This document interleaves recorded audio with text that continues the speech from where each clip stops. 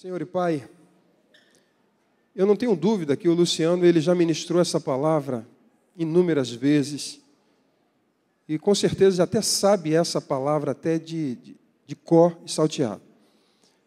Mas nesse momento, mais uma vez, eu quero te pedir em nome de Jesus que ele seja inspirado pelo Teu Santo Espírito e essa palavra possa arrebatar os nossos corações, porque nós necessitamos ouvir, Senhor, nós necessitamos e queremos aquilo que está no Teu coração. E nesse momento eu quero te pedir que o Luciano ele possa se esvaziar de si mesmo e seja conduzido pelo Espírito Santo e as nossas vidas sejam tocadas de uma maneira profunda. Então, desde já, não só ele, mas que os nossos corações também estejam inclinados a ouvir a Tua voz.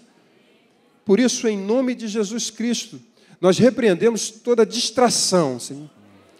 Tudo aquilo que não é Teu, Senhor, caia por terra em nome de Jesus. Pai, é bem verdade que muitas pessoas entraram nesse lugar aqui, Pai, com sofrimento, com problemas, entraram aqui aflitas. Então eu quero te pedir nesse momento que a atenção de cada um dos Teus filhos esteja voltado para o Teu Espírito Santo. Em nome de Jesus. Amém.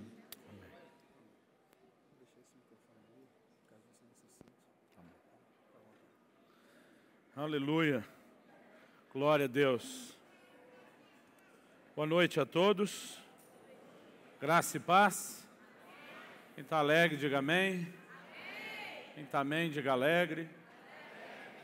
Eu vi o Júnior falando, que me ouviu, me convidou. E ele contou a história assim tão bonita, que eu fiquei até sem graça de dizer, vocês não sabem o quanto ele me ameaçou, me chantageou. Mas vou pular essa parte. Vou deixar para a sua imaginação. Muito feliz de estar com vocês, muito feliz de poder repartir a palavra do Senhor. Eu tinha me organizado, estava dizendo ao Júnior, para gastar esse fim de semana em Curitiba. Não que a gente tivesse nenhum programa, nenhum evento específico na igreja antes das nossas celebrações do domingo, mas a gente começou a gravar uma série de vídeos, de mensagens curtas. Nós estamos chamando o desafio Sub-12. Tem que ser de 12 minutos para baixo. Eu já vinha sendo encorajado e desafiado, porque é uma demanda na internet, é um padrão mundial no YouTube, isso não é só no Brasil. Raramente as pessoas ultrapassam a média dos 10 minutos na frente de um vídeo. E a gente com mensagens de 1 hora, às vezes 1h30, fico com aquela dor no coração, dizendo, não dá tempo de comunicar tudo, e já me pararam de ouvir. Comecei a receber alguns desses desafios, e no início eu confesso que eu fui um pouco resistente. Eu disse, eu não vou falar menos por causa de quem não quer ouvir mais. Mas um dia Deus colocou no meu coração e disse, você não precisa parar de pregar da forma como você prega, você pode ter um acréscimo, você pode ter algo mais. E Ele me fez lembrar de Abacuque 2:2, quando Deus diz, escreve a visão, grava em tábuas, para que possa ler até aquele que passa correndo. Desde aquela época parece que Deus já estava preocupado que o que passa correndo não perdesse. Então a gente decidiu fazer disso um acréscimo, não uma troca. E começamos uma série de mensagens no meu canal pessoal, no YouTube. Nós estamos botando isso toda semana, tem dia e hora para entrar. São mensagens curtas e a repercussão está sendo muito boa. Então, hoje e amanhã era um desses dias da gente produzir muitos desses vídeos. Mas outra coisa que a gente começou a fazer foi que a gente decidiu que esses vídeos não seriam gravados somente em estúdios, como nós fizemos os primeiros, mas que a gente ia começar a fazer captações externas. E como eu rodo o Brasil todo, literalmente o Brasil todo, cada estado, a maioria das cidades de expressão de cada estado, eu tenho no meu coração desejo há muito tempo de mostrar o Brasil para os brasileiros. Porque só quem anda, viaja, que conhece assim, tanta beleza, tanta riqueza. E no momento que o Júnior me fez o convite, eu decidi unir o útil ao agradável. Eu falei, em vez de ficar gravando em Curitiba, a gente começa gravando aqui nesse Rio de Janeiro, que continua lindo. Então nós chegamos 7h30 da manhã no Galeão, já saímos direto gravar. Viemos correndo para cá agora, depois de um dia inteiro de várias tomadas. E eu quero te encorajar a se inscrever lá no nosso canal, youtube.com/Luciano Subirá. Aliás, eu brinco que daqui a uns dias vai mudar o jeito da gente se apresentar, né? Talvez as pessoas vão começar a dizer: prazer, eu sou o @Luciano Subirá, por causa das redes sociais, ou com a força aí do Facebook, do YouTube, puxando a fila, a gente vai dizer: eu sou o /Luciano Subirá. Mas se você quiser, né, se inscreva lá, eu tenho certeza que esse material vai te abençoar. Estou muito feliz de estar aqui. Como Deus me chamou ao Ministério de Ensino, a minha preocupação é sempre poder transmitir um pouco mais, às vezes do mesmo assunto, que ajude a formar uma visão maior. Então, por conta disso, a gente tentou fazer o dia de amanhã render. Nós vamos ter 3 ministrações amanhã. Uma às 4 da tarde, outra às 6 da tarde e outra às 8 da noite, né? Eu me perdi, 4, 6 e 8, exatamente. Pastor, a gente é obrigado a vir em tudo? Não, querido. Se você quer mais, eu tenho certeza que vai ter muita coisa sendo liberada, né? Se você não vier, não vai te acontecer nada de ruim, mas você vai perder o acréscimo de algo bom. Então vira para o irmão ao seu lado, faz uma cara bem séria de crente assim, e fala para ele: fosse você, não perdia não. Ok, eu estou acompanhado, eu estava tentando achar, agora achei. Eu estou acompanhado de 2 amigos, irmãos, lá da nossa igreja em Curitiba. Eu queria que o Marlon e o Tiago ficassem em pé, por favor. Eles estão me ajudando aí com as gravações desses vídeos. Pode ser que eles andem por aí filmando você um pouquinho também, para alguma coisa dos nossos bastidores. Se fizer isso, você faz uma cara boa de crente para eles, né? Principalmente porque vai ficar gravado. Eu estava falando antes da questão do ensino, algumas coisas que de fato a gente tem a preocupação. Eu acredito muito na literatura, não só porque Deus decidiu usar isso para falar conosco, né, por meio da sua palavra, mas na minha adolescência, pré-adolescência, meu pai tirou a televisão de casa. Um dia a gente chegou, não tinha mais TV em casa. E eu lembro dele dizendo: filho meu não cresce só vendo TV e jogando videogame. Eu brinco que nós viramos televizinho. Às vezes ia assistir na casa do vizinho, de tanto desespero, tanta vontade. Mas papai obrigava a gente a pegar dependendo do tamanho do livro, às vezes 2 livros por semana na biblioteca da escola, além da leitura bíblica. Na época eu odiei. Hoje eu olho para trás, é uma das coisas que eu mais agradeço a Deus, por Ele ter criado em mim, na vida dos meus irmãos, o hábito da leitura. E foi uma das coisas que Deus usou para mais me enriquecer, me preparar para o ministério. Então, eu acredito nisso, né? Me marcou fortemente no meu crescimento, na minha formação. E a gente, além das ferramentas todas aí de internet, né, as mensagens no nosso site, orvalho.com, no nosso aplicativo, que você pode baixar de forma gratuita, em qualquer plataforma aí dos smartphones, dos tablets, a gente tem trabalhado também com a literatura, além de todo o material aí do mundo virtual. E quando as pessoas perguntam: pastor Luciano, qual o livro que mais impactou sua vida? Logicamente, estamos falando não da Bíblia. Eu sempre respondi que foi esse aqui: O Vinho Novo é Melhor. Quando eu tinha 15 anos de idade, eu li esse livro e ele me impactou muito, né? A chamada da contracapa diz: essa é a história de um homem que viu o invisível, acreditava no incrível e recebia o impossível.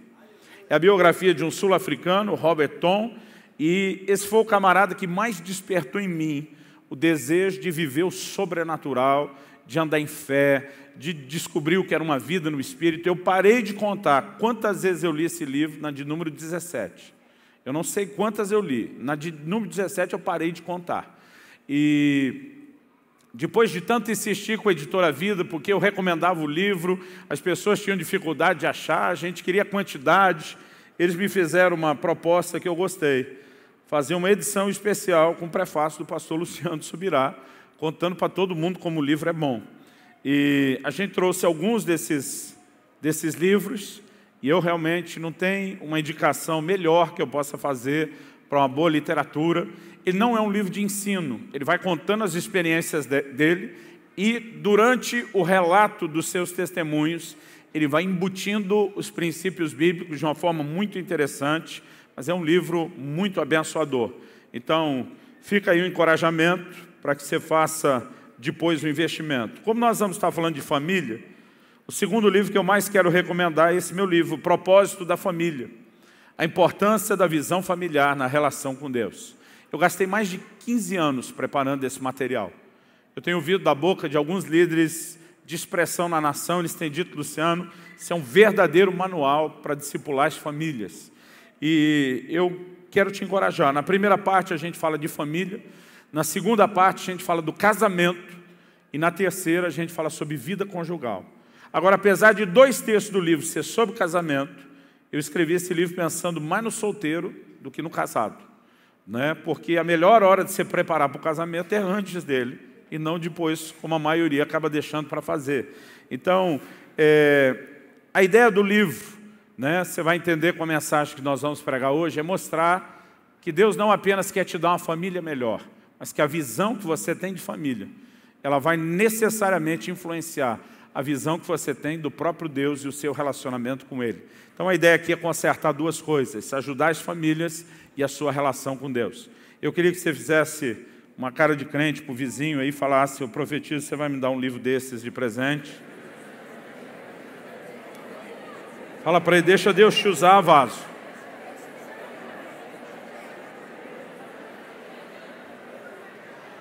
Gente, nós temos ali no final vários títulos. Dessa vez não consegui trazer muito livro e nem muitos títulos, mas eu tenho um material que eu acho que não chegou aqui ainda. É um livreto chamado Devocional Diário. Não é um livro de devocionais. É um livro que traz a doutrina de que a relação com Deus é diária. Quando Deus criou e estabeleceu o primeiro casal no jardim, Ele os visitava diariamente. Quando o Senhor Jesus nos ensinou a orar, Ele nos ensinou a dizer: o pão nosso de cada dia nos dê hoje. E amanhã você tem que orar de novo. Porque a relação com Deus é diária. A gente aprende essa lição desde o maná, no Velho Testamento, até no Novo Testamento, quando Paulo afirma: ainda que o homem exterior se corrompa, e diz: o interior, contudo, se renova de dia em dia. Meu pastor, ele chama o devocional diário por uma sigla, TSD, né, que é a sigla de Tempo a Sós com Deus. E ele considera isso o segredo dos segredos da vida cristã. Eu tenho me preocupado em que essa prática possa ser resgatada, fortalecida, né, divulgada, promovida. E para te encorajar, querido, além do livro não ser grande, que alguns desanimam quando o livro é maior, a gente está vendendo o livreto a R$5. Se a coisa estiver difícil, nós vamos parcelar em 5 de 1, sem juro, no cartão de crédito, caso isso te ajude, ok? Você pode dar uma olhada nos materiais, eu não quero gastar muito tempo. Da última vez que a gente esteve falando sobre os dons do Espírito, eu divulguei esse livro aqui, Falar em Línguas, a linguagem sobrenatural de oração. Só esse livro nós já passamos de 100 mil exemplares distribuídos. Eu creio que é algo assim importantíssimo. E um assunto que eu nunca falei por aqui, mas é uma das áreas assim, que eu sinto maior encargo da parte de Deus de ministrar, é essa área aqui.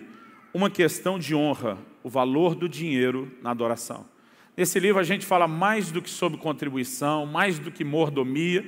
A gente mostra que o cerne da relação entre o cristão com Deus, né, entre o cristão e Deus e o dinheiro na vida dele, é a honra. Né? Esse material, eu tenho certeza, ele pode mudar não só a sua vida financeira, mas o mais importante, a sua relação com Deus. Amém. Abra sua Bíblia, por favor, na primeira carta de Paulo a Timóteo. Primeira carta de Paulo a Timóteo, capítulo 5, no versículo 8.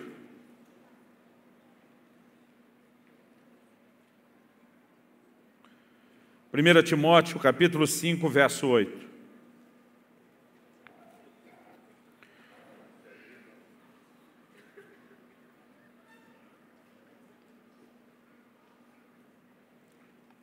A palavra de Deus diz assim: ora, se alguém não tem cuidado dos seus, especialmente dos da sua própria casa, tem negado a fé e é pior do que o descrente. Outra versão diz: negou a fé e é pior do que um incrédulo. O texto, para mim, apresenta de uma maneira muito clara, muito evidente, o lugar de importância que a família tem.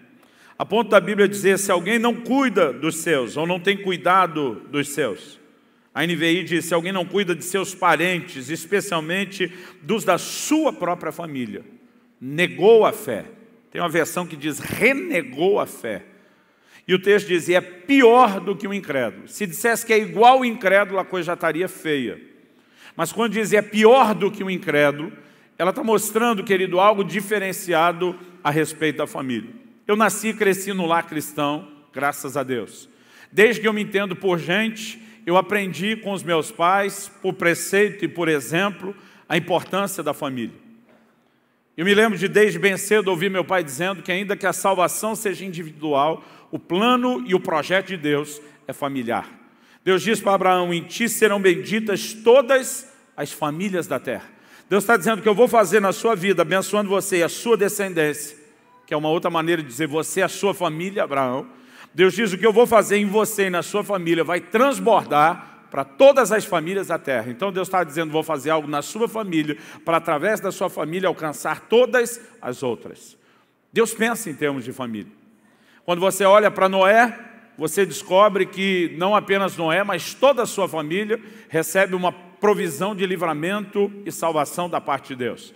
Quando você olha para Ló, você descobre que não apenas Ló, mas toda a sua família recebe essa mesma proposta da parte de Deus. Quando você chega no Novo Testamento, você ouve por 2 vezes a afirmação sobre crer no Senhor e ser salvo você e a sua casa. Repito, a salvação ainda é individual, a responsabilidade de responder a Deus ainda está sobre o indivíduo, mas o plano e o projeto de Deus é para a família. A família é a ideia e criação de Deus, a instituição do próprio Deus, não tem como dizer que não é importante. Mas quando eu olho para as Escrituras, eu vejo Deus defendendo a família, perdoe a expressão, isso é para te ajudar a entender melhor, até mesmo com unhas e dentes. Deus estabeleceu na sua palavra o que eu gosto de chamar de mandamentos familiares. São ordens específicas a respeito de como nós devemos conviver em família. Deus diz como o marido deve tratar a sua esposa e como a esposa deve tratar o seu marido, não como conselho, como ordenança.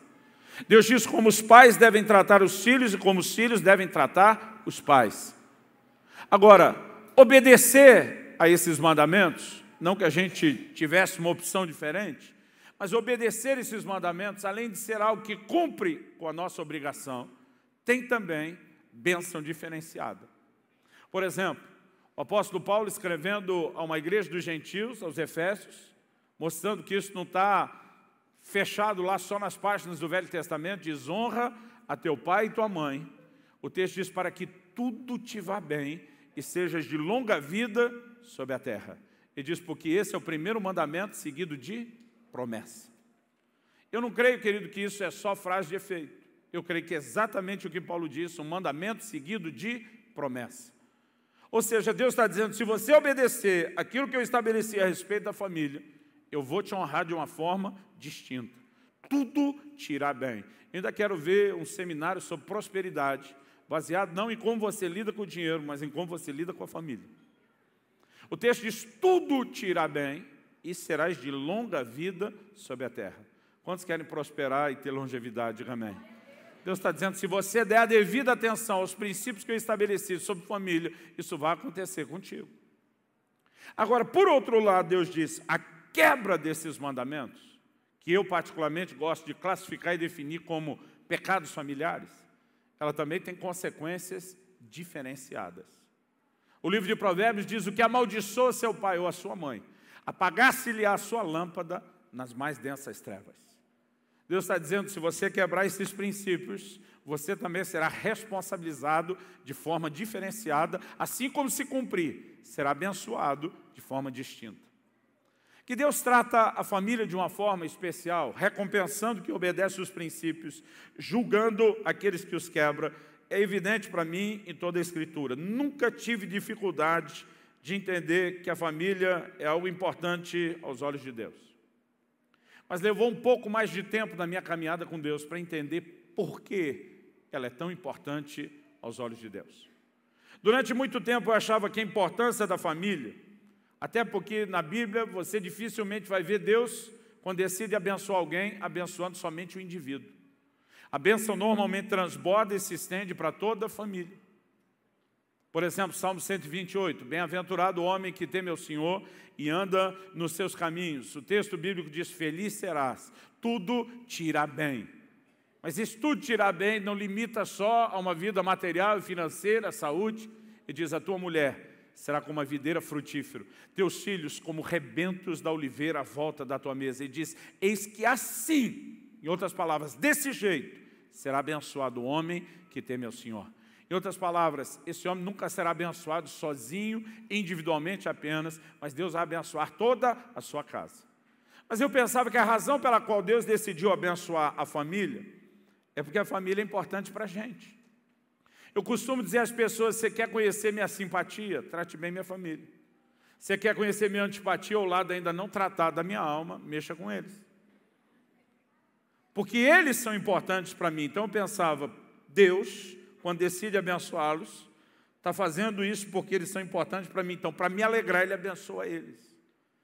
Levou um tempo para eu descobrir, querido, que Deus não abençoa a família apenas porque ela é importante para mim, mas, em primeiro lugar, porque ela é importante para Ele. A família serve a um propósito maior do que só aquilo que eu e você enxergamos, que é a nossa oportunidade de desfrutar de alegria e realização. A família atende a um propósito maior. Eu gosto de dizer que a família é parte de um sistema de valores que Deus estabeleceu e usa, a fim de se revelar a nós. E quando eu comecei a ler esse texto com mais atenção, eu lembro que foi em janeiro de 2005, o Senhor me chamou a atenção para esse texto, e Ele começou a me fazer perceber que há uma relação muito forte entre a nossa fé e a família. A ponto de Deus falar assim, se alguém não cuida dos seus, e a palavra cuidado ali em 1 Timóteo 5, obviamente fala de cuidado natural, porque o contexto tinha a ver com as viúvas. Paulo diz, a igreja não tem como socorrer todas as viúvas. Então, para que a igreja não se sobrecarregue, aquelas viúvas que têm filhos, os próprios filhos devem aprender a recompensar os seus progenitores. Ele diz, porque isso é agradável diante de Deus.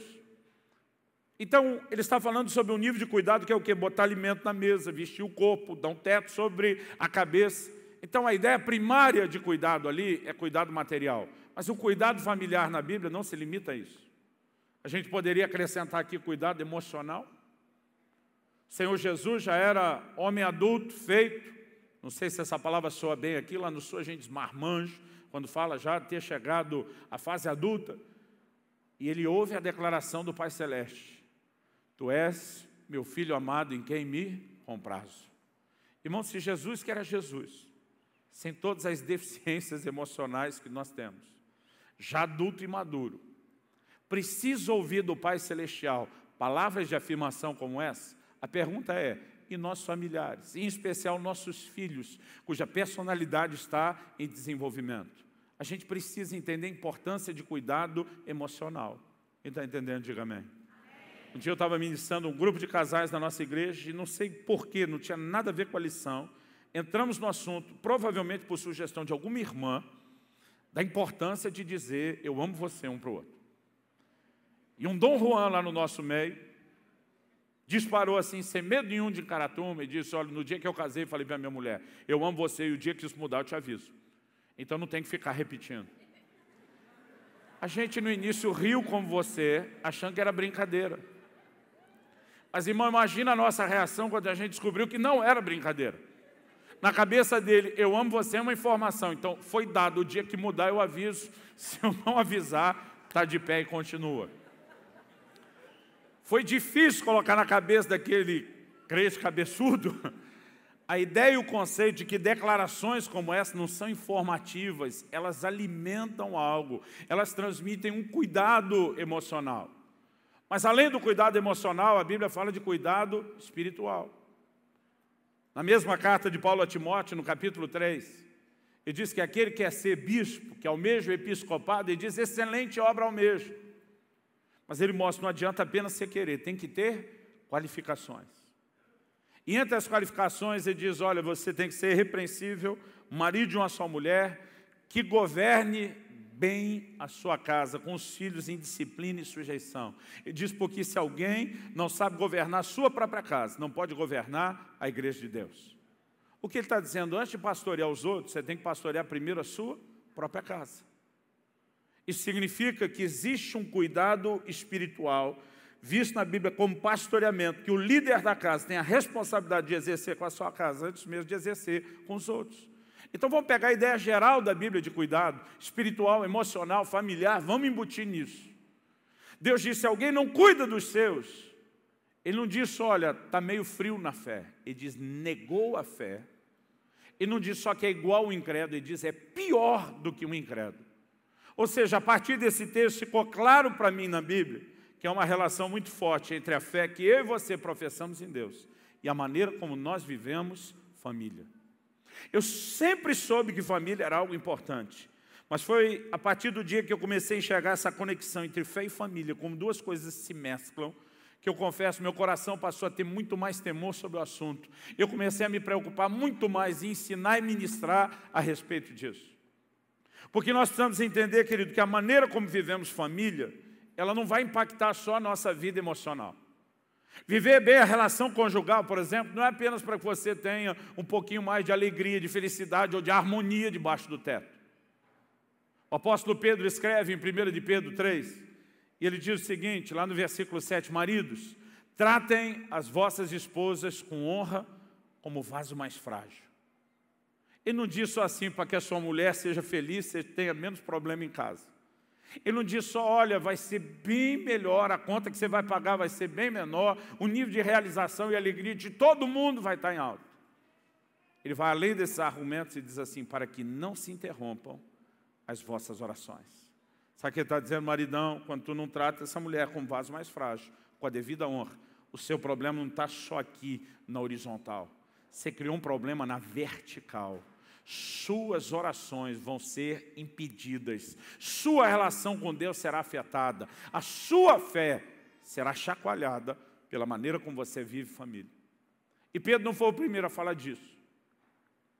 Lá em Malaquias, no capítulo 2, no verso 13, o Senhor diz, vocês cobrem o meu altar com choro, com gemidos, com lágrimas. Deus diz, eu não vos ouço. Interessante que o Deus que diz na Bíblia, invoca-me que te responderei, agora está dizendo, não adianta chorar, clamar no pé do altar que eu não vou ouvir vocês.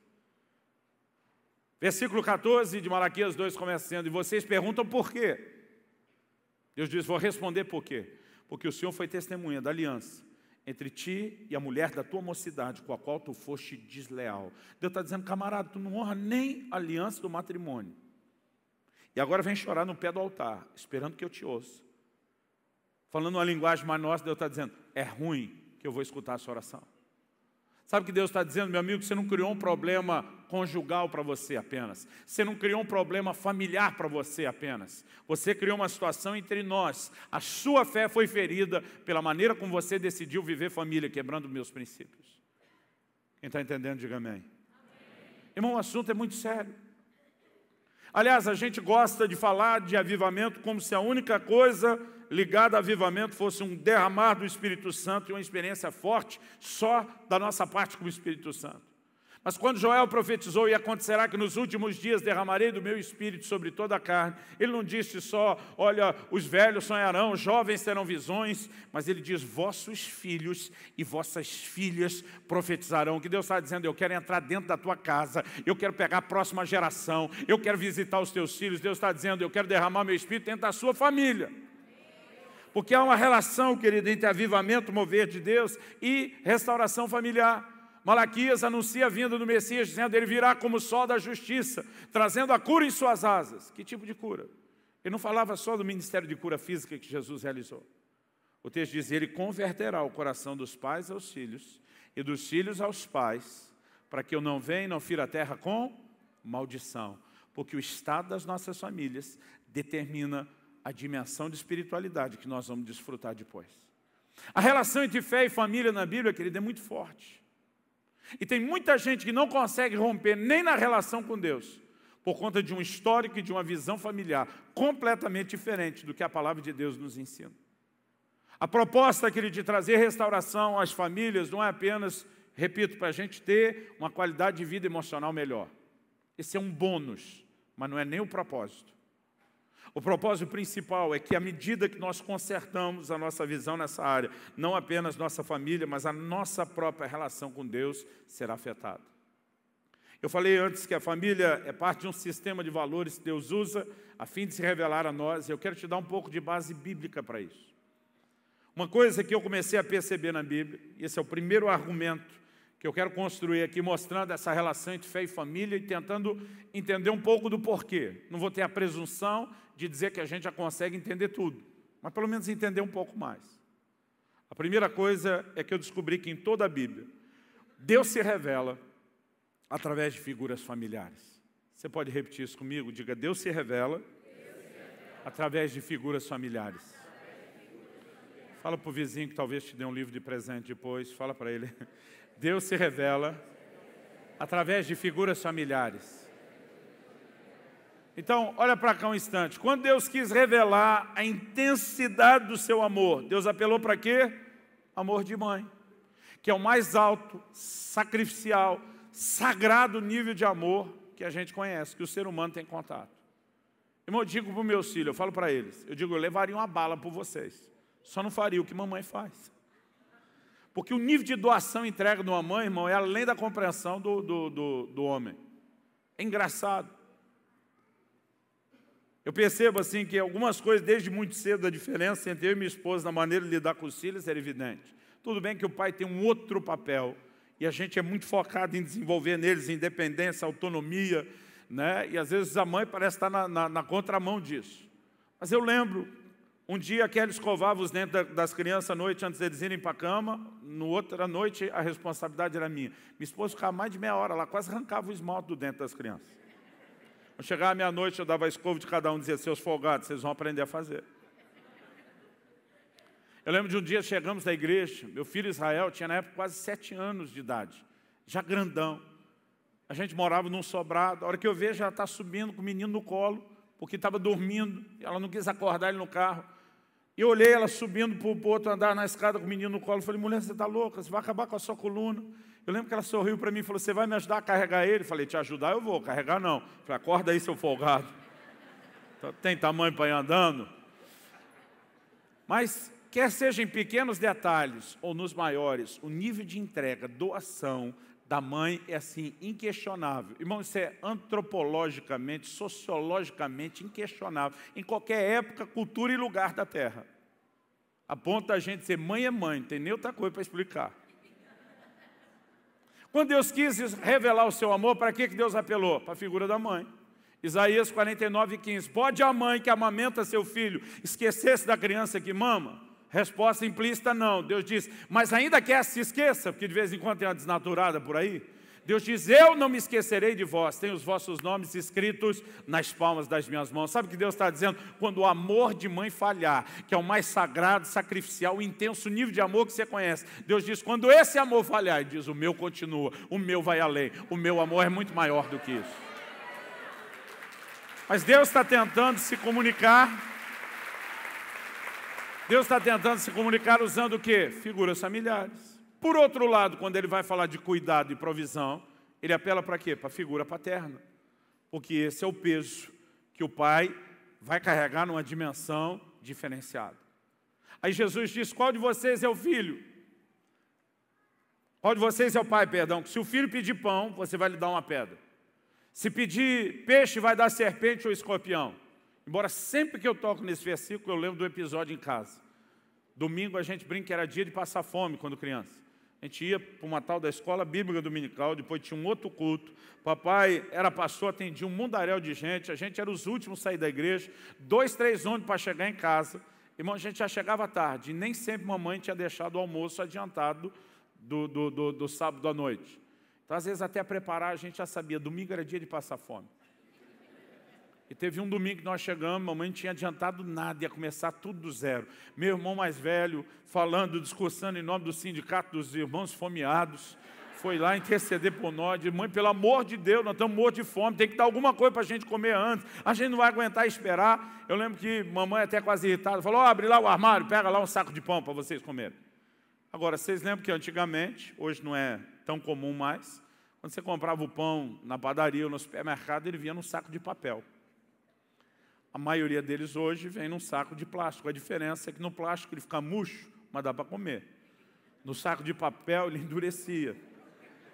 E nesse dia meu irmão abre empolgado o saco. Eu lembro que ele tira um pão do saco e ele começa a bater com o pão na mesa. Pó, pó, pó. E ele começa a citar esse versículo. Qual é o filho que pedindo ao pai, pó, pó, pão esse lhe dará, pó, pó, uma pedra. Eu nunca mais esqueci esse versículo depois desse dia. Mamãe congrega na nossa igreja. Até hoje, quando eu conto essa história, ela levanta para se explicar. Eu não sabia.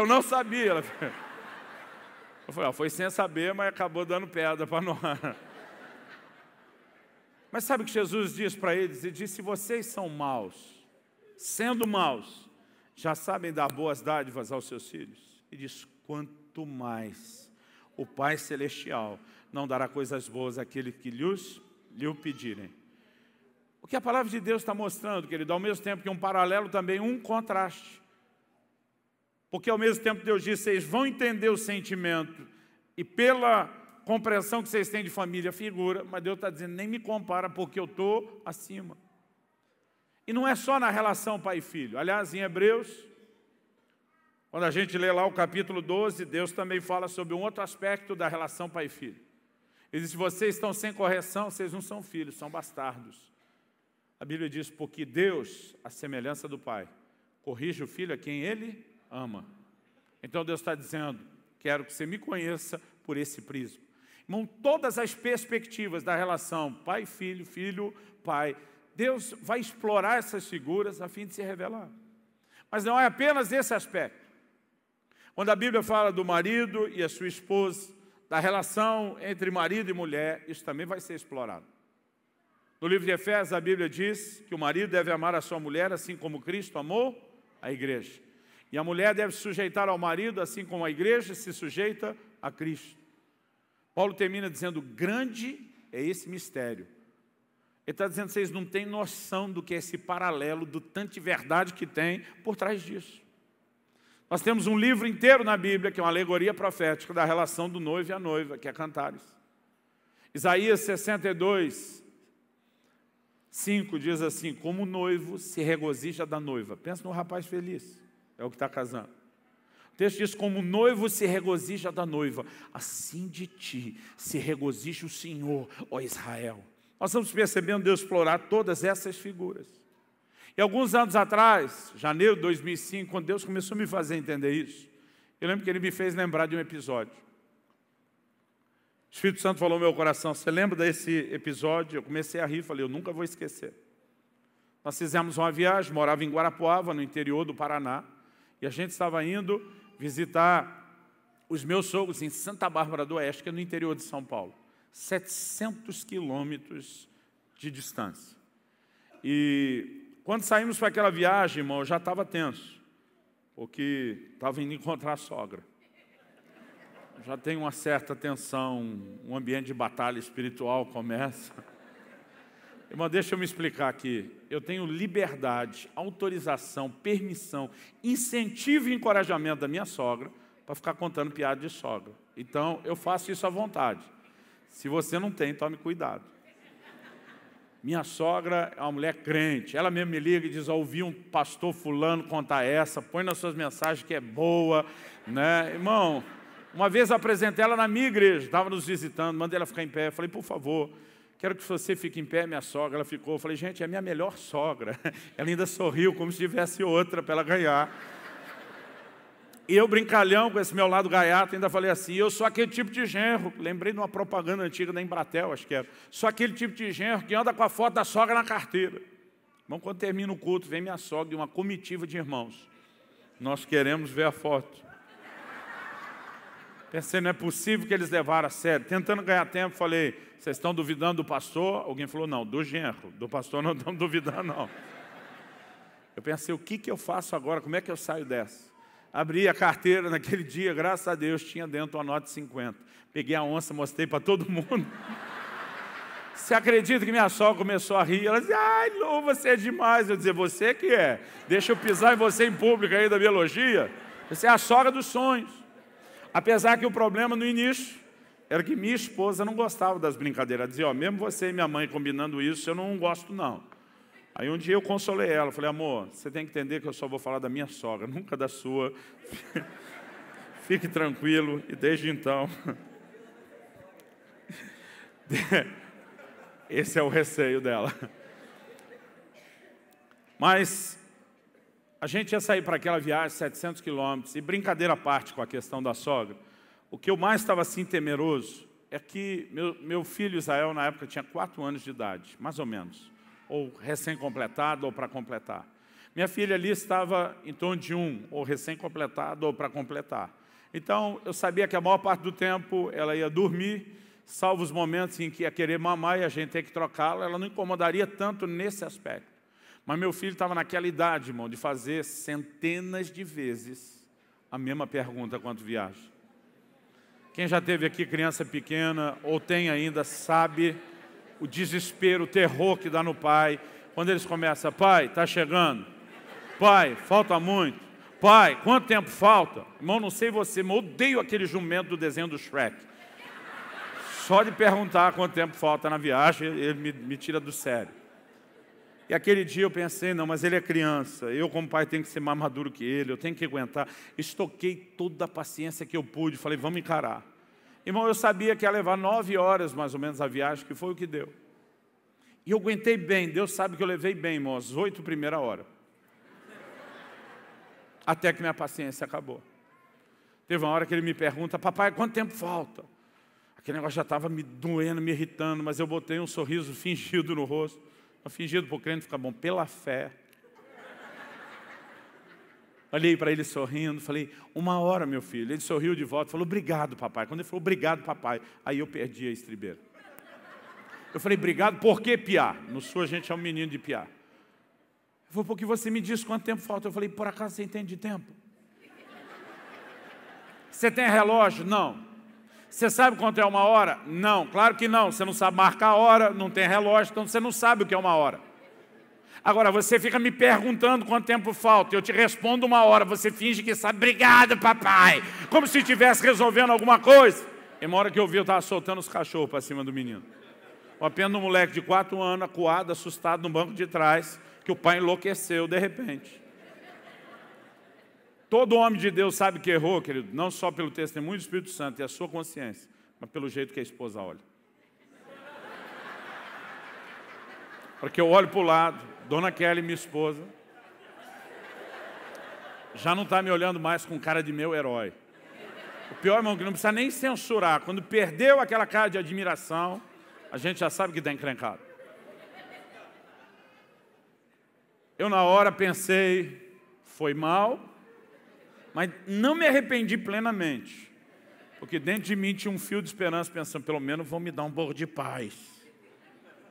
O menino assustado ficou quieto, minha mulher não abria a boca, o silêncio foi constrangedor, foi chato, mas eu pensei, pelo menos vou tendo paz. E eu fui protelando o concerto, embora dizer, Deus, em algum momento tem que arrumar, me ajuda aí, por favor, mas não tenha pressa.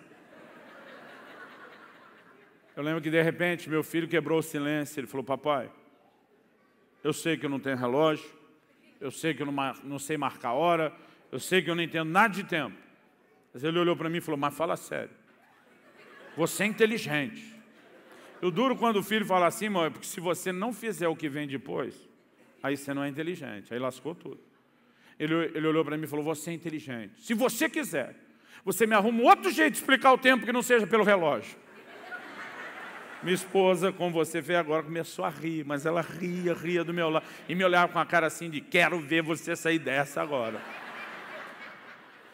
Irmão, eu entrei em pânico, eu pensei, como é que você explica o tempo para uma criança sem ser pelo único jeito que a gente marca o tempo, que é o relógio. Mas eu pensei, uma oportunidade de eu arrumar, de eu consertar a situação que eu mesmo criei. Eu fiquei ali orando, dizendo, Deus me ajuda, me dá uma ideia, me dá um insight. E de repente eu pensei, eu tenho que entrar no mundinho dele, na cabeça dele, no universo dele. Eu tenho que usar as coisas que ele conhece. Não adianta pegar o relógio que é do meu mundo, mas ainda não está no dele. Enquanto eu pensava aquilo, me deu um estalo. Meus filhos, não diferente dos outros, tinham a capacidade também de assistir centenas de vezes os mesmos DVD. Aliás, na época deles nem era DVD. Era um tal de VHS, um tijolão enorme, que a gente botava num tal de videocassete. Irmão, a minha filha Alice, então, nesse sentido, ela era muito pior que o Israel. Ela dizia, papai, põe desenho tal. Eu dizia, mas minha filha, você já sabe de cor, mas é legal. Dizer, filha, você já fala as frases antes do personagem do desenho, para que assistir, você lembra tudo, passa na sua cabeça. Mas é legal, tinha vontade de dizer, é legal para você, porque eu não aguento mais. Irmão, eu louvo a Deus pelo Ministério Crianças Diante do Trono. Mas na real, teve uma época da minha vida que eu não aguentava mais ouvir a voz da Ana Paula, ela deu. Era minha mulher ouvindo ela cantar, meus filhos assistindo desenho. E para as valadetes de plantão que se ofendem, ela me autorizou a brincar com isso, ok? Então vamos ficar amigos. Mas na hora eu lembrei daquilo. E eu falei, acho que vai funcionar. Falei, filho, sabe o desenho tal, que era o desenho do momento? Falou, sei, papai. Falei, imagina que você está assistindo o desenho.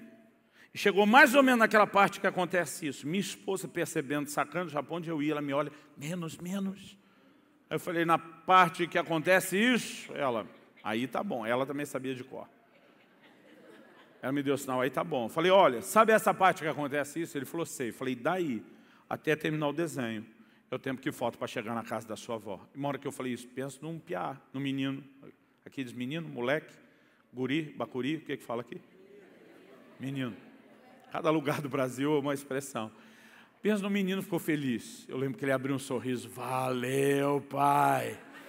Eu sabia que você ia me ajudar a arrumar um jeito de me explicar o tempo que não fosse pelo relógio. E eu tinha achado agora uma ampulheta emocional, né, lá dentro da cabecinha dele, que era um outro contador de tempo. E ele entendeu, empolgou com aquilo. Eu pensei, consertei, porque Dona Kelly já voltou a me olhar com cara de meu herói. Ele está feliz. Falei, além de consertar isso, ele não me pergunta mal tempo. Irmão, deu 10 minutos, o menino só mudou a pergunta. Pai, que parte do desenho está agora? Eu tinha que viajar com um olho na estrada, o outro assistindo o desenho, para poder ir dando os grãozinhos de areia da ampulheta dele. Agora está em tal lugar. E minha esposa se divertindo. Ela se sentiu vingada. Eu lembro quando a gente pegou um acesso secundário, que era dentro da cidade, lá da minha sogra. Já fazia um tempo que ele não perguntava. Papai, é agora? Eu lembro que eu fiz um drama. Falei, filho, eu acho que deu algum problema no videocassete. Ele, como assim? Falei, está passando nada na tela, ficou tudo escuro. E as crianças entram no drama. Ele, será que quebrou? Aí eu falei, não, acho que não. Ele falou, por que não? Eu falei, não, porque agora está subindo umas letrinhas brancas. Irmão, quando eu falei, está subindo as letrinhas brancas, você tinha que ver a festa do menino. Eba, chegamos! Porque na cabeça dele, subiu a letrinha, acabou o desenho, os últimos grãos da ampulheta, fechou. Ele entendeu direitinho. Passado um tempo, o Senhor fala comigo alguns anos depois, você lembra dessa história? Eu falei, lembro. O Espírito Santo disse, lembra como você precisou entrar na cabecinha, no mundinho, no universo do seu filho, usando as figuras dele, porque não adiantava usar as suas, senão ele não entenderia. Eu falei, lembro. O Espírito Santo falou no meu coração, eu tenho que fazer a mesma coisa com vocês, o tempo todo. O Senhor disse, eu preciso usar as figuras e ilustrações do seu mundo para poder explicar aquilo que não adianta eu usar as minhas, senão você não entende. Mas o que o Senhor falou no meu coração foi, a diferença entre eu e você é que você precisou improvisar. E Deus disse, eu planejei as ilustrações que eu iria usar. Até porque Deus não é pego de improviso. Outro dia alguém me perguntou, pastor, mas Deus sabia que o homem ia cair? Eu falei, irmão, claro que sabia, Ele sabe de tudo. A Bíblia diz que Jesus é o cordeiro morto antes da fundação do mundo. Antes de criar o homem, Deus já tinha preparado a solução para o pecado, porque nada pega Deus de surpresa. Então, o Deus que é presciente e conhece tudo, irmão, Ele se move dentro de planos, dentro de propósitos definidos. E Deus decidiu revelar-se através de figuras familiares, não por acidente. Deus planejou criar o homem como uma família, levou ele a entender as figuras de família, para depois usar essa figura a fim de se revelar. E quando eu e você entendemos isso, a gente precisa amarrar isso a um entendimento que talvez seja um pouquinho maior e mais profundo. A razão pela qual Deus criou o homem para viver em família e decide, pois, usar essas figuras para se revelar, elas se originam no fato de que muito antes de criar o homem para viver em família, Deus já tinha a sua própria família. A Bíblia fala da família de Deus. Efésios 2,19, assim já não sois mais estrangeiros, nem forasteiros, mas concidadãos dos santos e membros da família de Deus. Deus tem uma família. O problema é que a maioria de nós imagina a família de Deus numa única perspectiva. Deus, o pai de uma grande família, e nós, o resto da família, filharada, feliz e contente, brincando, se divertindo na casa do pai. Em Efésios 3, 14 e 15, Paulo diz: por essa causa me ponho de joelhos diante do Pai. A ênfase do Novo Testamento na paternidade de Deus é muito forte. Ele diz: diante do qual toda a família toma o nome, tanto a que está no céu como a que está sobre a terra. Então, o que a Bíblia mostra é que essa família é como se ela tivesse numa espécie de sobrado. A gente tem a filharada do andar de cima, os que já foram promovidos, transferidos lá na glória, e nós temos a filharada do andar de baixo, os que ainda estão aqui na terra. E eu sempre olhava isso como uma figura da família de Deus. Deus, o Pai, dessa fiarada feliz e contente que a gente correndo, pulando, se divertindo e brincando na casa do Pai. Mas no dia que o Senhor me conduziu a começar a analisar melhor pela Escritura isso, eu lembro que Ele me confrontou. Eu não tive nenhuma visão espetacular, não ouvi nenhuma voz audível, mas o Espírito Santo me trouxe um questionamento por meio do testemunho interior. Quando foi que você formou a sua família?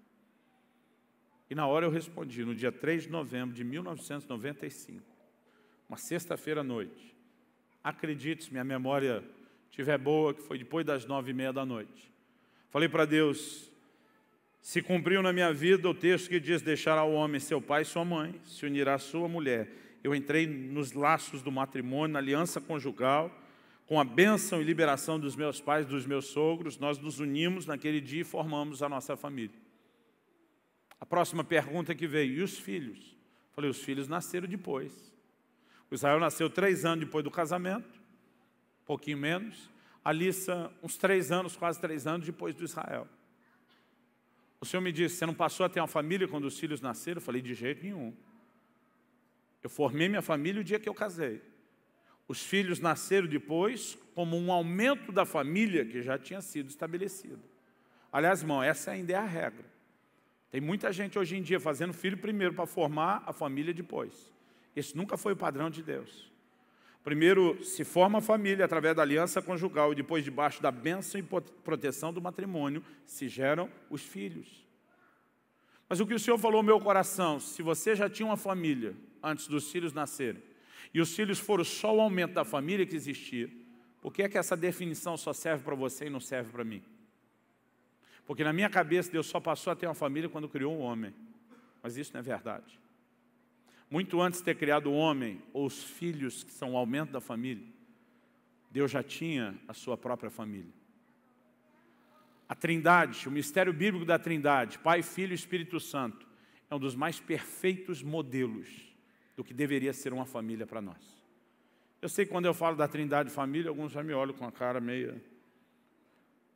Parece que assim já está estampado na testa de alguns a pergunta. Eu tenho um amigo que teve uma experiência muito forte com Deus. Ele fez essa pergunta e ouviu de Deus uma resposta.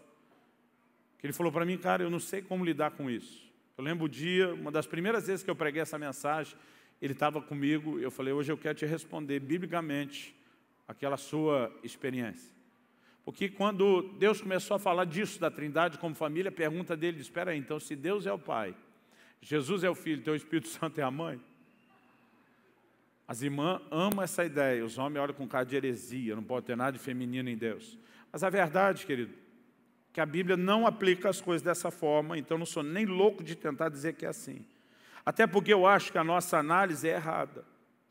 O nosso problema é que normalmente a gente olha para a família eterna, que já existia antes da terrena, e a gente tenta entender a de lá a partir da de cá. Mas a família terrena é que é uma réplica incompleta e imperfeita da família eterna. Então a perspectiva deveria ser diferente. Não a gente, a partir da perspectiva de cá, entender a família de lá. Mas se a gente se colocar do ponto de vista de lá dos céus e tentar entender a família de cá, vai fazer muito mais sentido. Até porque a Bíblia não tem essa distinção no plano espiritual de masculino e feminino que nós temos aqui na terra, para efeito de reprodução.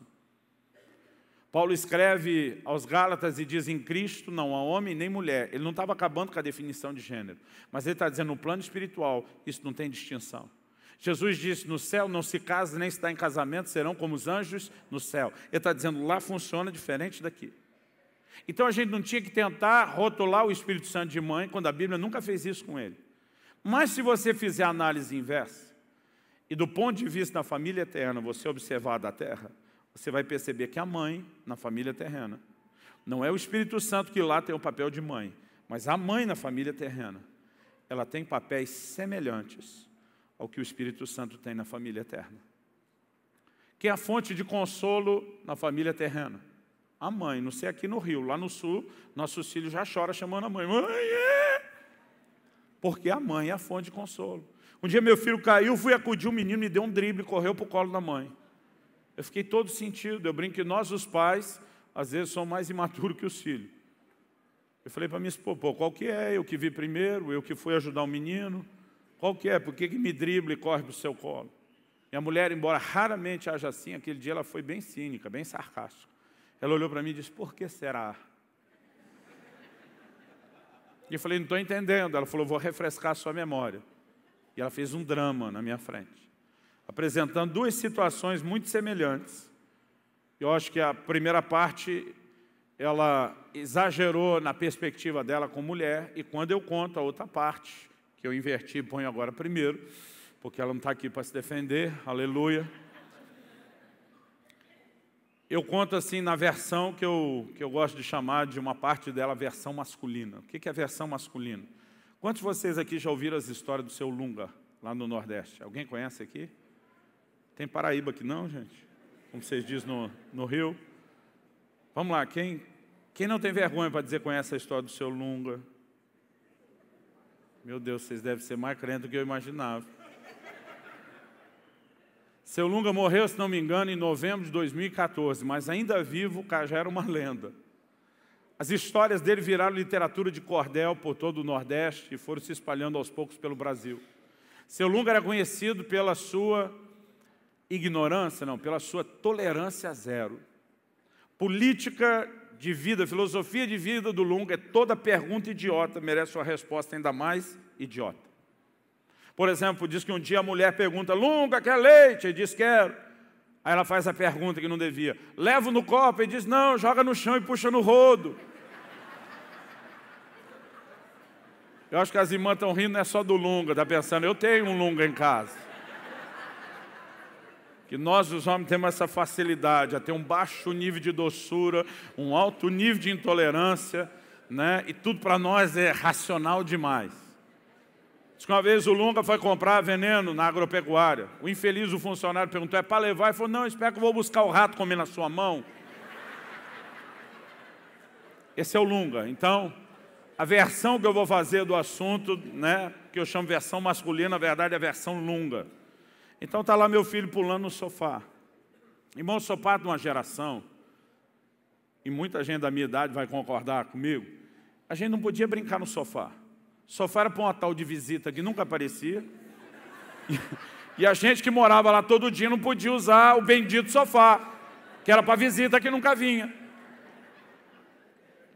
Aí eu dizia para mim mesmo, um dia eu vou crescer, um dia eu vou ter minha família, e lá são minhas regras, e filho meu brinca no sofá, faz o que quer no sofá. Alguns de vocês já perceberam que a gente cria as regras como uma reação às nossas. Mas agora está lá meu filho pulando no sofá, eu fico pensando, não sabe como foi caro esse negócio, quanto custou. Eu agora estou no outro lado, mas estou dizendo para mim mesmo, deixa que pule, eu não posso ser incoerente, deixa que pule. Mas daqui a pouco ele começou a pular de um sofá para o outro sofá. Eu falei, aí não, campeão. Você quer destruir o sofá, eu ainda consigo superar. Mas você ficar pulando, você vai cair. O papai não quer que você se destrua, se machuque. Eu lembro que ele olhou para mim, mais ou menos nessa mesma idade da época da história do carro, perto dos 4 anos. Ele olhou para mim e falou, papai, não vou cair. Eu falei, filho, aprenda a sabedoria milenar. Seu avô tentava me comunicar isso, eu resisti muito. Filho, não resista, aprenda, receba a sabedoria milenar. O pai é que tem razão. Você acha que sabe o que está falando, você não sabe. Não vou cair. Eu falei, olha, em vez de insistir com você, lembrei que o papai dizia, na escola da vida o castigo vem antes da lição. Em outras palavras, primeiro você apanha, depois você aprende. Pensei, deixa que aprenda. Fui para o posto de observação. Não é ficar gorando os outros. É só observação. Aí pula meu filho de um sofá para o outro, do outro para um, de um para o outro, do outro para um. Em algum momento, no arranque, Ele escorregou na saída e não foi muito longe. Ele chegou no máximo no meio, entre um sofá e outro. Brum! Caiu no chão, graças a Deus tinha um tapete. Eu brinco, não tão macio quanto ele gostaria, mas amenizou. O menino cai em cima do braço. Já levanta chorando e segurando o braço. A mãe, irmão, aquilo não era um relâmpago, parece que teletransportou.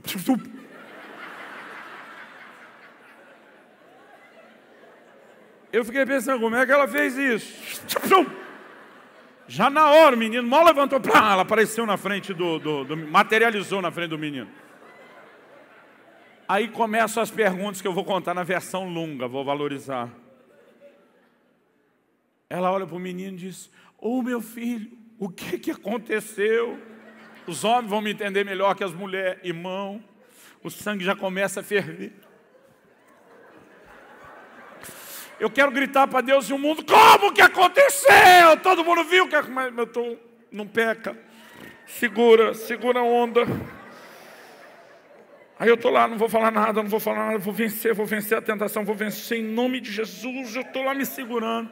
Aí meu filho responde, eu caí, e eu me segurando.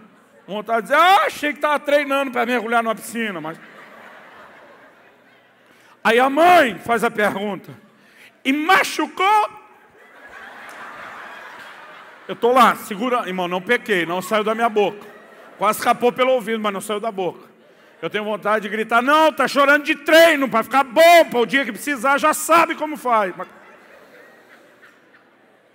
Aí quando ela pergunta, machucou ele. Estou lá me segurando. Aí a mãe, aonde? Ele mostra o braço, que está segurando o tempo todo. Aqui! E eu tenho vontade de dizer, achei que estava segurando o braço só para não cair mais. Pensa a panela de pressão, irmão. Mas eu me segurando. Vença, você consegue, vença. Aí vem para mim o pior. Não, tem algo um pouco pior depois. Mas o pior até então. A mãe vira para o filho e diz, deixa que mamãe dá um beijinho e já sara. Eu quero gritar, é mentira! Beijo não é xilocaína, não é analgésico, não é remédio, mas... Segura, está acabando, mais um pouco. Aí minha filha, Aí a mãe vem, e agora é o pior, nem encosta de verdade, chega pertinho, mas não encostou no braço. Mas eu vi que não encostou. Aí olha para ele e diz, sarou, e o cara de pau, Irmão, eu quero voar no pescoço dos dois, mas segura, venci a tentação. Aí passou um tempo, não sei quanto tempo. Um dia está lá meu filho pulando no sofá. Dói em mim, mas deixa que pule. Mas daqui a pouco começou de novo, num sofá para o outro ponto. Eu falei, bonitão, vem cá. Lembra daquela outra vez? Que eu falei que você ia cair, você disse que não. Eu lembro, papai, mas agora eu aprendi. Agora eu não caio mais. Falei, não, filho, você não aprendeu. Se tivesse aprendido, você não estava pulando mais. Porque se você continuar pulando, vai acontecer... Não, papai, agora eu sei pular. Poxa, observação. Pula de um sofá para o outro, do outro para um, de um para o outro. Irmão, parecia replay, tipo gol da Alemanha. Acho que já dá para falar desse negócio. Mesmo que for um ouro meio fajutinho, assim e tal, a gente lavou um pouco da alma, né? Mas sabe aquele negócio, você fica, meu Deus, é replay ou está acontecendo de novo? Você não consegue... Eu não sei se foi na ida ou na vinda, não sei se foi o mesmo braço, mas, irmão, a cena era idêntica. Aí cai, levanta chorando, segurando o braço. Dessa vez, irmão, não deixei nenhuma mãe teletransportar na minha frente. Pá! O menino viu, me assustou, tentou ir para um lado, cerquei, tentou ir para o outro, cerquei. Falei, hoje é nós, mano a mano.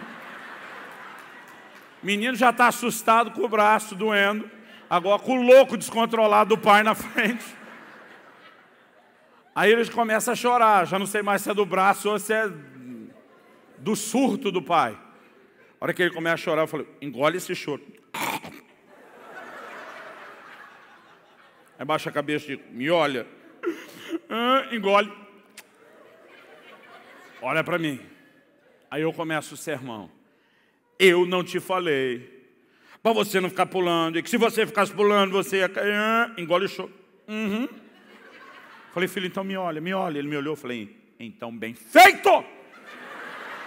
Se tivesse ouvido seu pai, não estaria aí segurando o braço, chorando agora. Aí minha esposa agora está contando essa parte do jeito que ela quer. Tripudiando em cima de mim. Aí ela olha para mim, depois de fazer a comparação e deixar as coisas claras, e diz, meu amor, quando alguém está se afogando, não é hora de dar sermão porque ele não aprendeu a nadar. É hora de jogar boia.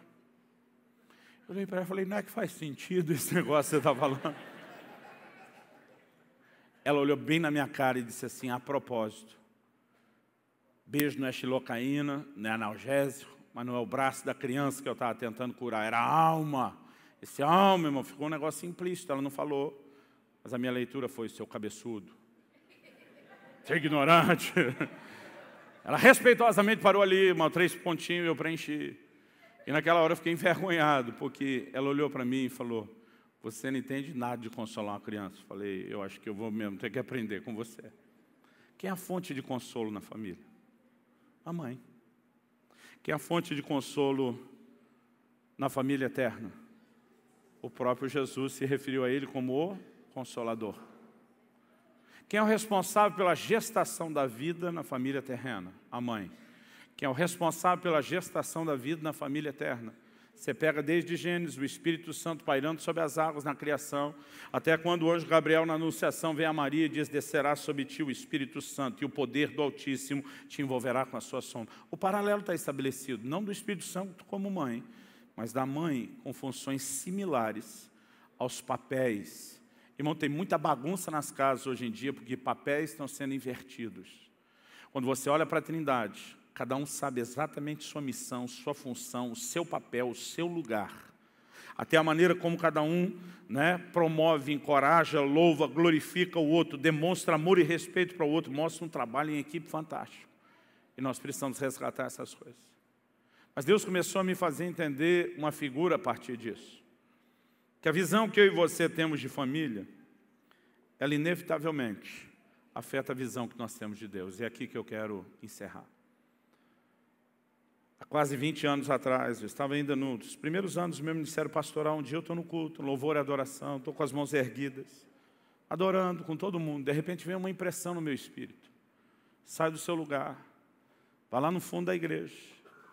Eu lembro que nosso prédio era parecido com o de vocês, a diferença é que a gente usava de comprido. Talvez ele fosse um pouquinho menos largo, um pouquinho mais comprido. Eu lembro que eu dou uma espiada pela esquerda, vejo fulano lá no fundo. Ele era maior do que a maioria, maior do que eu, dava para ver de longe. Algo no meu espírito, era só uma impressão. Dizia, sai do seu lugar, dá um abraço em fulano de tal. Primeira coisa que eu pensei, falei, Deus, se for você mesmo, vamos arrazoar juntos? Eu falei, a igreja é sua, mas as regras aqui embaixo ainda são nossas. Tem hora de abraçar. Te abraça quando chega, abraça quando termina o culto, quando sai. Ou no máximo no cântico de comunhão, quando o líder louvor manda, e alguns de nós fazemos isso até sem muita vontade. Mas agora não é hora de abraçar. Pensei, não deve ser de Deus. Volta a adorar enquanto adorando, aquilo vem forte a segunda vez, sai do seu lugar. Vai dar um abraço fulano de tal. Pensei, Deus, o Senhor sabe que as ovelhas do seu rebanho são ciumentas. Se eu for lá no fundo, abraçar um só, e mais ninguém, e voltar para o meu lugar, amanhã o Senhor continua sentado no seu alto sublime trono, e quem está com a bronca aqui embaixo sou eu. Um monte de crente bicudo, ele não veio abraçado. Eu falei, isso não é Deus, deve ser do inimigo. Voltei a adorar, aquilo vem a terceira vez, sai do seu lugar, dá um abraço, fulano de tal, parei, olhei ele de longe. Falei, se for de Deus vai ser legal, mas se não for... Falei, Deus, o Senhor sabe que nós homens não somos assim tão dados a afeto. Falei, você mais nem mesmo dar um abraço no cara, o cara pode me estranhar. Falei, nem o Senhor quer que isso aconteça. Irmão, pensa num cara que deu desculpa, aquilo foi ficando tão forte, alguma hora eu pensei, seja o que Deus quiser. Peguei, saí do meu lugar, fui lá. Quando cheguei, todo mundo estava cantando, a sensação que eu tinha, pelo menos pelo movimento dos lábios, a leitura labial, é de que ele estava falando e não cantando. Porque não batia com a música, parecia aquelas novelas mexicanas. Um movimento e outra coisa que você está ouvindo. Aí, quando de repente me pareceu que ele não só parou de falar, mas que era um amém, como quem parou de orar, eu criei coragem e cutuquei ele. Quando eu cutuquei, ele abriu os olhos. Quando me olhou, levou um susto. Aí eu falei para ele, ó, pode parecer estranho, hein, mas Deus mandou aqui para te dar um abraço. E já que estava ali mesmo, dei um abraço gordo, apertado nele. Irmão, esse cara, maior do que eu, mais velho que eu, um marmanjo, começou a chorar, que nem criança, mas chorar mesmo, assim, urrar, gritar, babou tudo em mim. Me lembro desse episódio. Irmão, eu queria que a manobra fosse rápida e discreta. Agora, com a gritaria toda dele, está todo mundo olhando. Você já deu um abraço que, de repente, ficou unilateral? Se acabou seu abraço, o outro não acaba? Pois é, irmão, eu tinha terminado meu abraço já fazia um tempo, ele não me largava, eu não sabia o que fazer. Está chorando, babando em mim. A turma em volta olhando, eu tinha vontade de dizer, é ele, não sou eu. Irmão, o negócio já estava ficando desconfortável quando finalmente ele se recompôs, me largou. Eu, curioso, olhei na cara dele e falei, o que é que aconteceu?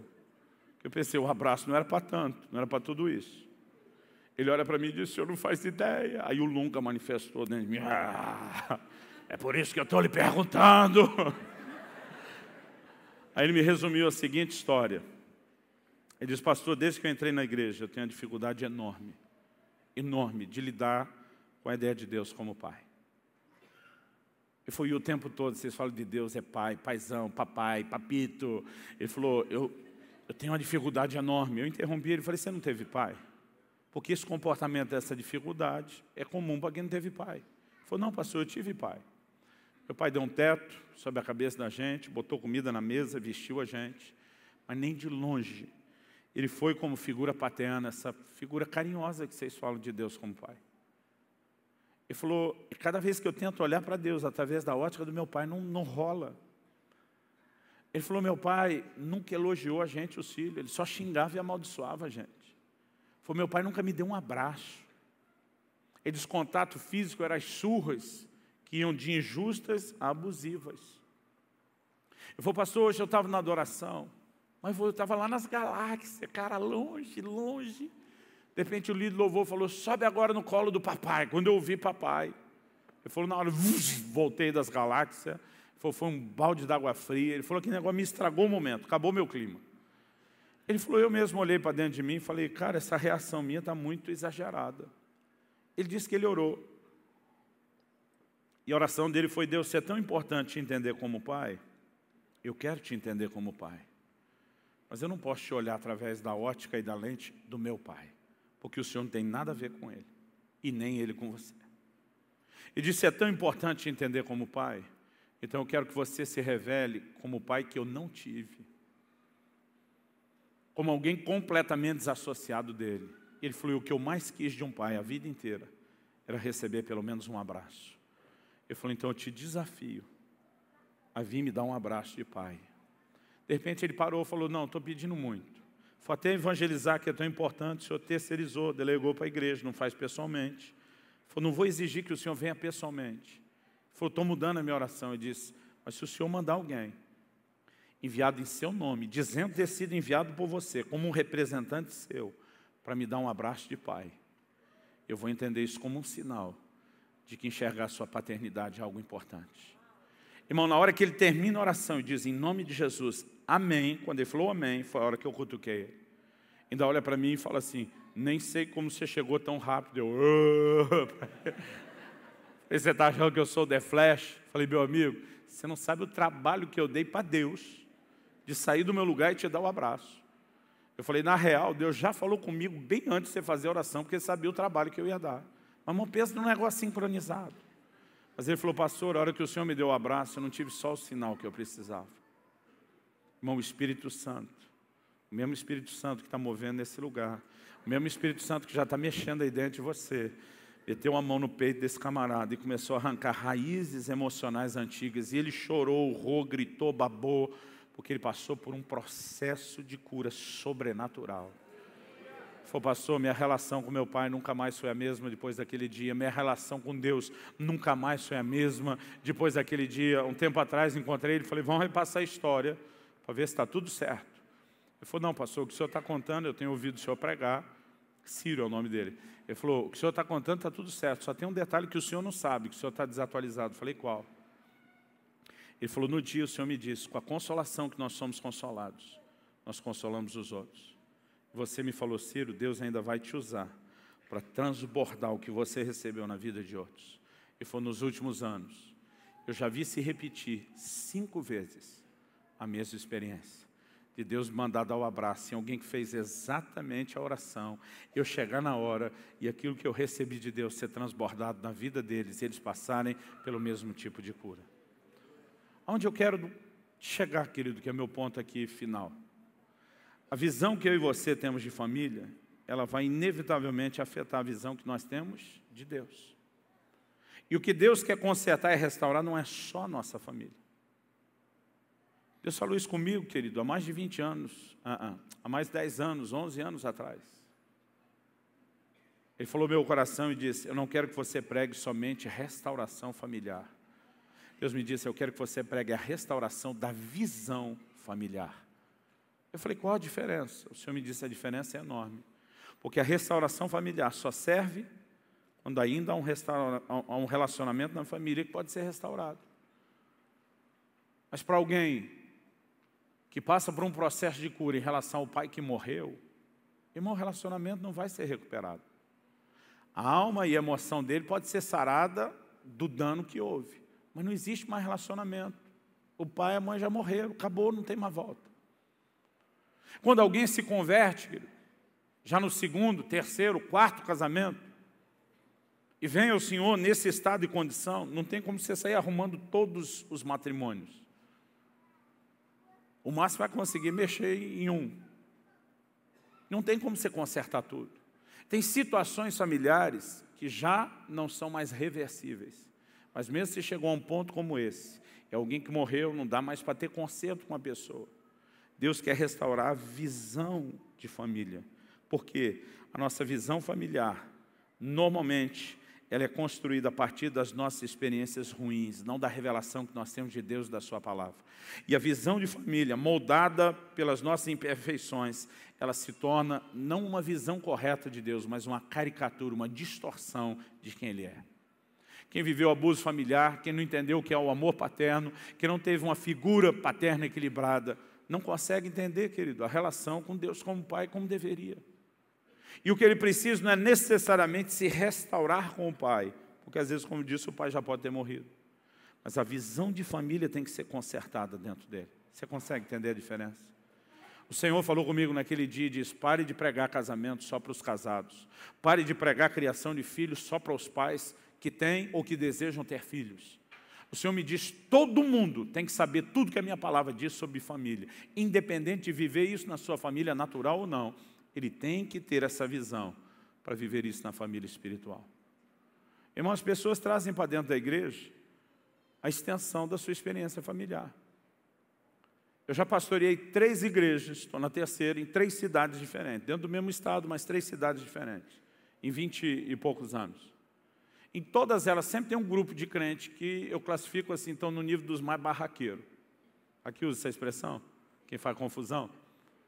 Irmão, quando você mexe no histórico familiar, eles vieram de famílias que a maneira de resolver era naquele formato do barraco.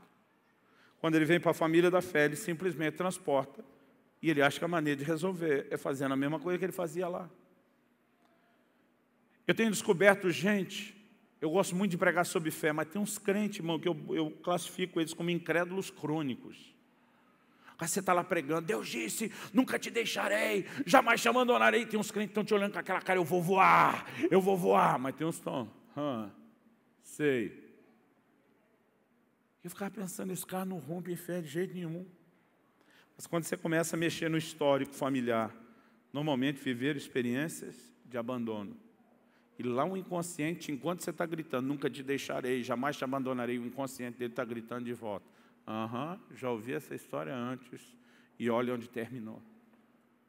Enquanto, querido, a visão familiar não é restaurada de acordo com o modelo bíblico, nós estamos tendo uma visão distorcida de quem Deus é. Quem está entendendo, diga amém. Gente que cresceu num ambiente onde promessas eram feitas e não eram cumpridas, muitas vezes demonstra dificuldade para crer nas promessas de Deus. Eu vou te dar um último exemplo e eu quero que você fique em pé depois dele. Na minha estatística, que é assim no chutômetro, a gente diz lá no sul, Eu diria que nas 3 igrejas que eu pastoreei, a coisa só vem piorando. De 70% a 80% dos jovens que foram criados dentro da igreja. Não estou falando de quem converteu depois, irmão, que não dá para esperar isso deles. Gente que foi criado no Evangelho, nos princípios da palavra, disciplinado, discipulado nisso desde cedo.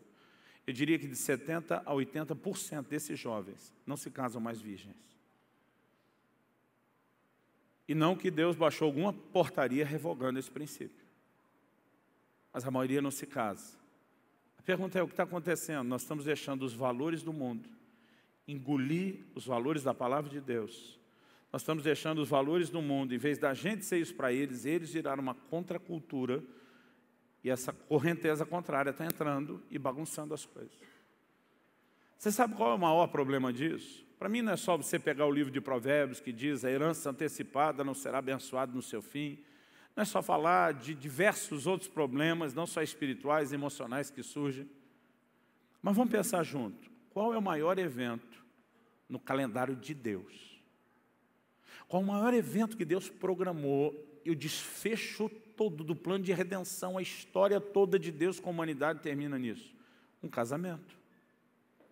É a vinda de Jesus, o noivo, para a sua noiva. Que diz a Bíblia, deve ser encontrado do lado de cá como uma noiva pura, santa, sem mancha, sem mácula, nem ruga, nem qualquer coisa semelhante. Agora, irmão, como esperar que uma geração de jovens entenda a mensagem de santidade que a gente prega, de se guardar puro para o noivo, quando na cabeça e na visão deles mesmos dentro da igreja foi completamente roubada a ideia de se guardar puro para o casamento? Como que a analogia que já foi tão forte em culturas do passado pode ser entendida e vivida hoje? Irmão, deixa eu te dizer, o diabo não está tão preocupado com a sua família como você acha. E não que a sua família não seja importante. Mas o diabo não está concentrando tanta força só para fazer sua vida miserável e infeliz no sentido familiar. O que ele está tentando, através de experiências familiares negativas, é criar uma distorção da visão de Deus. E o que ele está tentando é bagunçar o nosso relacionamento com Deus. Aliás, de onde poderia vir toda a fonte de cura e restauração para a própria família, ele não só estanca a intervenção na família, mas através desse nível de problema, sem intervenção de Deus, ele ainda faz com que as coisas se compliquem daqui para lá no relacionamento com Deus. Quem está entendendo, diga amém. Amém. Vamos ficar em pé para parecer que está acabando. Eu me empolguei, era para ter terminado meia hora atrás. Esqueci que amanhã nós temos a tarde inteira.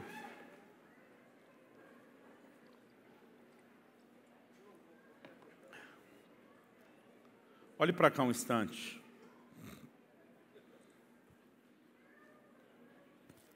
Eu acredito de todo o meu coração que Deus quer preencher nossas lacunas familiares. No Salmo 68:5, Deus se revela como o pai dos órfãos. O que ele está dizendo? Você é órfão, que não teve pai. Ele está dizendo, eu quero ser o seu pai. Eu quero preencher essa lacuna emocional que você carrega. No Salmo 27:10, o salmista diz, ainda que o meu pai e a minha mãe me desamparem, o Senhor me acolherá. Outra coisa que eu entendo que Deus, além de querer preencher a lacuna emocional que meus pais talvez deixaram, Deus quer me fazer entender que na família eterna, a dele, as coisas não são uma réplica da família terrena. Porque a família terrena, querida, é imperfeita. O livro de Hebreus diz que nossos pais nos corrigiam conforme melhor lhes pareciam. Não quer dizer que acertaram em tudo. E mesmo onde erraram, nós não vamos questionar a motivação. Talvez na limitação, na falta de entendimento, de instrução, tanto da palavra como da vida, tenham falhado. Mas a intenção era acertar. E fica muito mais fácil a gente entender os pais quando a gente se torna pai. Irmão, eu apanhei muito na minha infância, mas eu não tenho noção de quantas vezes apanhei. Teve anos da minha vida que eu acho que eu apanhava todo dia. E eu nunca achei que nada era injusto. Teve uma vez, uma só, da vida inteira, daquelas centenas, milhares de correção, teve uma só, que eu apanhei sem merecer. Meu irmão aprontou uma, minha mãe foi para cima dele, disse, foi o Luciano, minha mãe veio para cima de mim. E eu falei, do que eu vou apanhar? Você sabe muito bem, não sei. O problema é que eu fazia isso às vezes, porque eu sabia. Aquela história do olho lobo. Chegou uma hora você não tem mais crédito. Aí diz, pois então, primeiro eu lhe bato, depois eu conto por quê. E eu estou apanhando sem saber pelo que eu estou apanhando.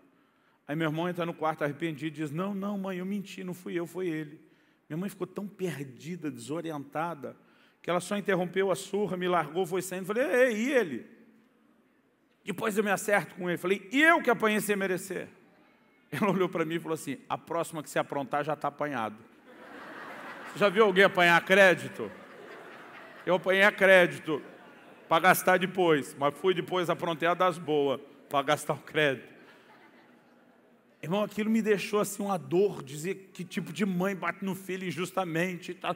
Como se aquilo falasse mais alto do que tudo que estava certo. Mas, irmão, meu filho era ainda pequeno e eu bati nele injustamente. Porque os amigos, um grupo de filhos de pastores, numa reunião que nós estávamos, chegou e disse, Israel bateu em fulano. E ele está na fase de sentar a mão na cara dos outros. E eu falei, se você fizer isso mais uma vez, eu vou te disciplinar assim que você não vai esquecer. Eu chamei e falei, filho, por que você fez isso? Ele olhou para mim e falou, pai, mas eu não fiz. Eu falei, todo mundo, sem exceção, está dizendo que você fez. Ele falou, pai, não sei porque eles estão dizendo, eu não fiz. Eu falei, filho, você sabe que o réu, confesso, sofre menos. É capaz de se apanhar mais pela mentira do que pelo que você fez, porque você não quer admitir. Ele falou, pai, eu não vou admitir algo que eu não fiz. Eu peguei e levei ele para o banheiro, dei-lhe um esquenta com a varinha, do jeito bíblico. Eu vi que ele chorou sentido, como eu nunca tinha visto antes. E quando eu saio com ele do banheiro, está aquele monte de criança na minha frente, com a cabeça baixa, cara de culpado.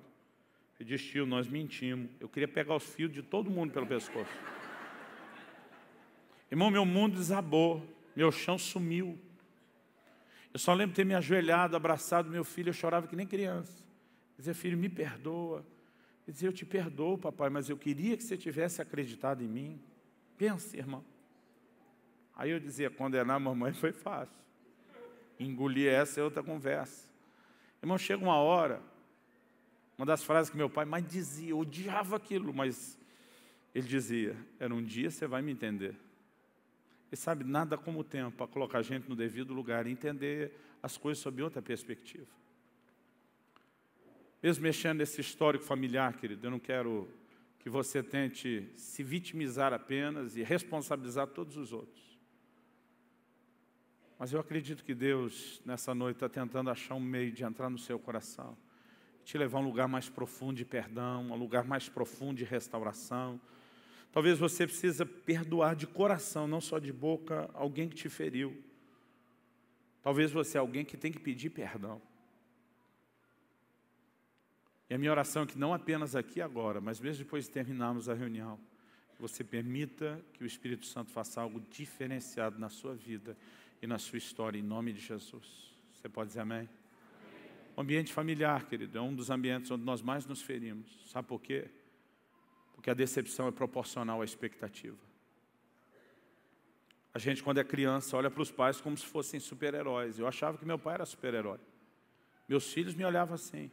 Qual o problema de tanta crise na adolescência? Quando os filhos entram na adolescência, eles já não enxergam o pai como super-herói, porque agora a cabeça é outra.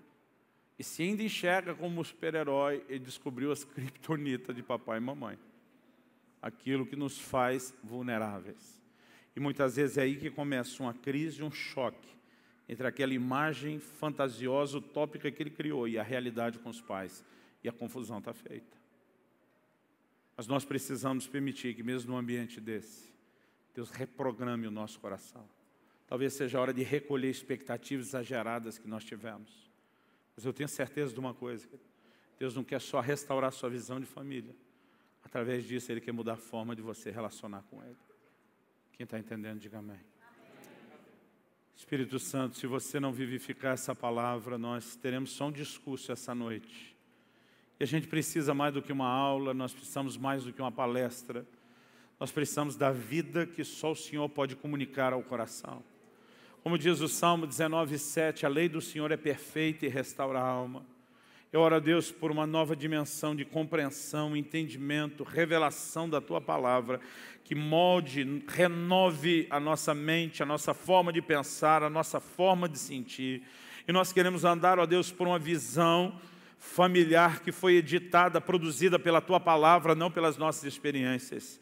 Nós clamamos, ó Deus, por restauração, por mudança na perspectiva das experiências, mas nós oramos acima de tudo por uma compreensão mais profunda, clara, nítida da Tua Palavra, que nos governe, que restaure as nossas emoções, que defina o padrão de uma visão familiar clara e distinta. Eu oro e clamo em nome de Jesus, não apenas aqui e agora, mas mesmo depois de terminarmos essa reunião, quando cada um volta para o seu lar, Espírito Santo, que aquilo que o Senhor começou aqui não seja interrompido, que ninguém tente te parar como se desliga um interruptor ou como se fecha uma torneira, mas que aquilo que o Senhor começou continue. E clamamos de uma forma especial, não apenas por agora, não apenas por essa noite, mas pelo desfecho das ministrações de amanhã. Nós clamamos, Espírito Santo, move com liberdade, com poder, manifesta a Tua unção saradora, restauradora nesse lugar, não só nas nossas famílias, mas acima de tudo na nossa relação com Deus. Nós clamamos em nome de Jesus e para a glória de Deus. Se você crê e concorda, diga amém.